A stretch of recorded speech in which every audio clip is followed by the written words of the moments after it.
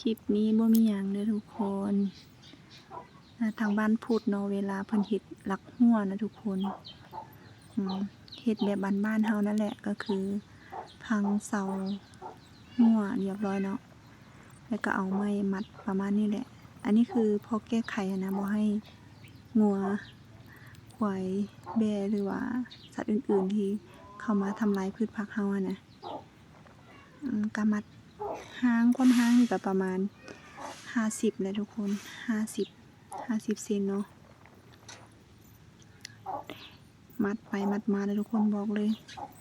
ลวดมันเกือบสิบ่พอทุกคนเพราะว่าได้ต่อหลายบอนเลยทุกคนไม้มันหักเนี่ยนะมันเป็นไม้เก่านะทุกคนพอมาเบิ่งตัวนี้นะทุกคนอันนี้คือผุดเห็ดแล้วเนาะว่าได้ประมาณนี้นะทุกคนโอ้โหมันหรือบ่มันทุกคนเบิ่งกันไปเนาะขอบใจเด้อที่รับชมมันทุกคน